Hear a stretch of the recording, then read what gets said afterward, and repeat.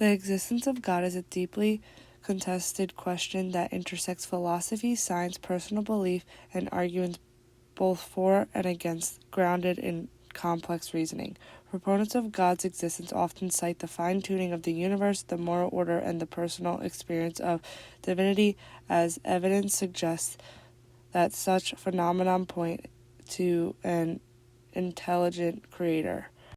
Skeptics argue that natural processes like evolution and the Big Bang provide significant explanations for the universe's origin and complexity over invoking and supernatural beginning. The question ultimately transcends empirical proof, resting on individual inspirations of faith, evidence, and the natural of existence itself.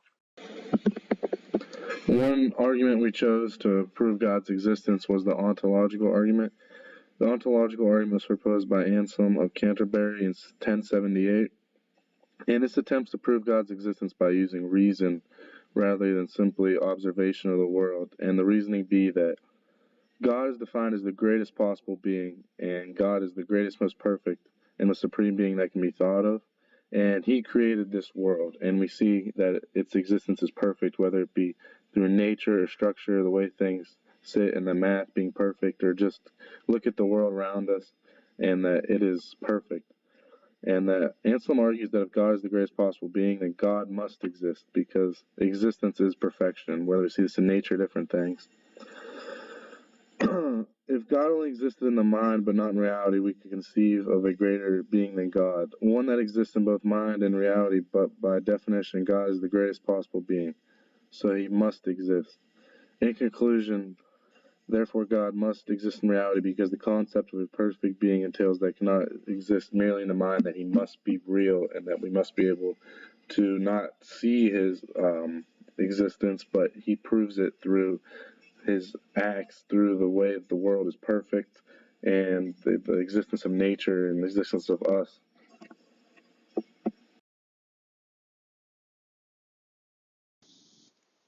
The ontological argument is an inaccurate representation of whether or not something exists. If all it takes is the possibility for something to exist, then anything could exist, is what the ontological argument is based off of. And so that pretty much means that anything could exist if we think that it's possible. We talked about the great conceivable pizza in class, where there's the possibility of the greatest conceivable pizza existing, and we believe that it's possible, so then it exists. This is untrue and unfair because there is the possibility that, like, Transformers and Smurfs, superheroes, supervillains, and all of the other fictional characters that you've seen in movies exist. However, this is untrue. None of these characters exist in real life, and just because there is a possibility that they exist does not mean that they actually do exist. Directly correlating over to God's existence, just because there is the possibility that He exists does not mean that He actually does. There's also the moral argument, where God is the best explanation for the existence of objective moral duties, and this is again unfair because we may all have similar morals, but they're not all going to be the same. If God exists and is the cause for our existence, then since He created us, we should all have the same objective morals, theoretically, and the same objective moral duties as one another, which we don't. The ontological argument claims that the very concept of God, a being that is maximally great and necessary, implies His existence, as non-existence would contradict this definition. This differs from fictional or contingent things like superheroes or the best pizza, whose existence is not necessary. Similarly, the moral argument does not assume everyone shares the same moral duties, but agrees the objective moral values, independent of human opinion, require a transcendent moral lawgiver, aligning with the idea of God. So one argument we chose to prove that God's existence was the Kalam cosmological argument, and this argument seeks to establish that the universe has a cause of its existence and that the cause is best understood as God. So the best way I can sum this up is that whatever begins to exist has a cause, and the universe began to exist at a specific time and point, whether you believe that's the Big Bang Theory or God creating Earth.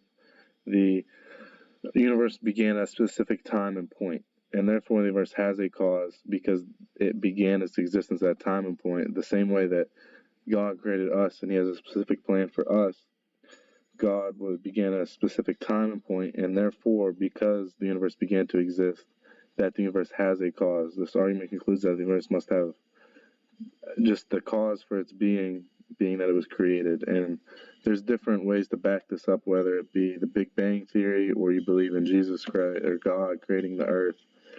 This argument concludes that the universe must have a cause for its existence. The nature of this cause is explored further in different arguments, but what's important here in this argument is that it began to exist, and because it began to exist, it has a cause. So, although the Kalam cosmological argument is there to support that God exists, there's many objective perspectives that we discussed in class to argue the opposite, to go against the Kalam cosmological argument to prove that God doesn't exist. First is the composition fallacy that discusses just because things in the universe have a cause doesn't mean that the whole universe has a cause. So this fallacy correlates directly over to whether or not we believe God exists, because just because the world exists and we exist doesn't mean that we have a philosophical view as to why we exist. So we have scientific reasons and like reproductive and all that, but we don't have a philosophical view as to why we exist. We can exist without using God as the cause that we exist, but rather going off of a point of view of that we exist because of science. Another objection that we discussed is God must have a cause. Potentially, we would say that we exist because of God. So if we do choose to go off of the philosophical view that we exist because God exists, well, why does God exist? What is His cause for existence that then causes us to exist? And we are unsure of His cause, so therefore He doesn't exist. Because He has to have a cause to exist, and we don't know His cause. Finally, we discuss quantum mechanics to, again, probe that things can be uncaused and show that things come in and out of existence from nothing. Therefore, God has no cause, and quantum mechanics says that God has no cause and the world was caused from nothing, therefore God does not exist. So we switch from a whole different perspective from God must have a cause to saying that things come in and out of the universe based off of nothing and needing no cause. Well, God has no cause, and quantum mechanics says that, and that the world was caused from nothing, and therefore God does not exist.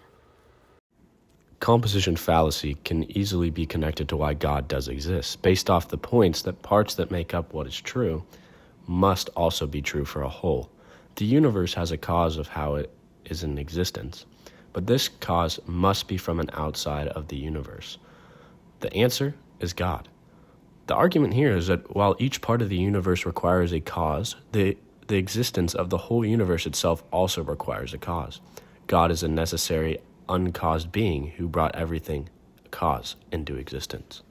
If everything contingent needs a cause, this leads to an infinite regress unless we arrive at something that does not require a cause, an uncaused cause or a necessary being. This necessary being is what many traditions identify as God. Rather than disproving God, the question undermines the need for a being that breaks the chain of causality. Quantum mechanics opens the door to mystery that transcends classical understanding. While it might suggest that not all events require causes in a traditional sense, it also points to a deeper layer of reality. This deeper layer could be interpreted as evidence of an ordered system established by an intelligent source. Additionally, the fine-tuning of physical constants necessary for the universe to exist and support life is often seen as evidence of deliberate design. The statistical improbability of these constants aligning by chance suggests a sum of the guiding hand of a creator, therefore it being God. The existence of God can be supported by several ideas.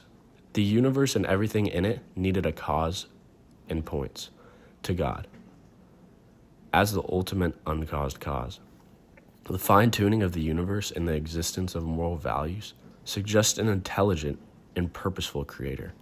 While quantum mechanics shows complexities in understanding causation, it may reveal a deeper order established by a higher power. Through debated, these arguments provide a foundation for believing in God as the source and reason for its existence.